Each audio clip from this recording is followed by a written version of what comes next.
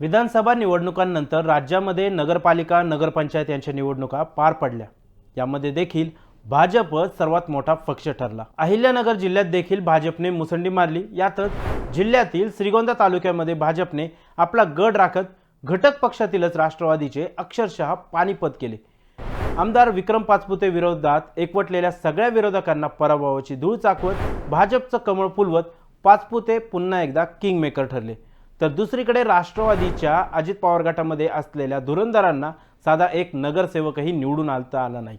श्रीगोंदा मतदारसंघातील निवडणुकांमध्ये सर्व विरोधक एका बाजूला आणि पाचपुते कुटुंब एका बाजूला अशीच आजवरती निवडणुका या झालेल्या आहेत।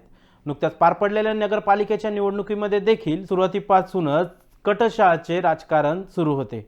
एकीकडे माजी आमदार राहुल जगताप, नागवडे कारखान्याचे अध्यक्ष राजेंद्र नागवडे, घनश्याम शेलार, बाळासाहेब नहाटा, अण्णासाहेब शेलार हे मातब्बर नेते अजित पवारांच्या राष्ट्रवादीमध्ये होते। तर दुसरीकडे त्यांच्या विरोधामध्ये भाजपकडून विक्रम पाचपुते यांच्याकडे पक्षातल्या उमेदवारांची जबाबदारी होते। नगराध्यक्षपदासाठी कोणता चेहरा द्यायचा यावरून महायुतीमधील घटक पक्षांमध्ये देखील एकमत होत नव्हते। या सर्व गोष्टींवरती आमदार विक्रम पाचपुते हे सुरुवातीपासूनच लक्ष ठेवून होते। भाजपने शेवटच्या टप्प्यामध्ये सुनीता खेतमाळीस यांना उमेदवारी दिली। विधानसभा निवडणुकीत झालेल्या पराभवाचा बदला घेण्यासाठी सर्व विरोधक देखील पाचपुतेंच्या विरोधात उभे होते। मात्र भाजपचा गडही ते भेदू शकले नाही। विक्रम पाचपुते यांनी नगराध्यक्षपदासाठी दिलेले उमेदवार विजयी करत आपली ताकद देखील दाखवून दिली। तर दुसरीकडे मातब्बर नेते असलेल्या अजित पवार गटाला साधा भोपळाही फोडता आला नाही।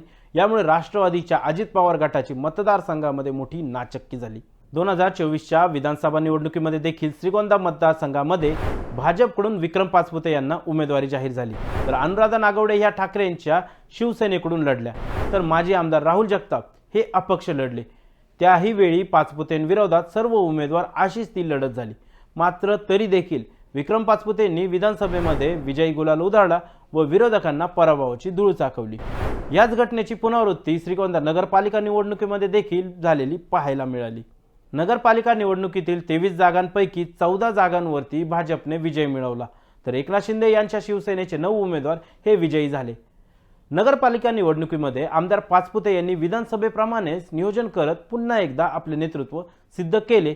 तर अजित पवारांकडे मातब्बर नेते असताना देखील साधा एक नगरसेवकही त्यांना निवडून आणता आला नाही।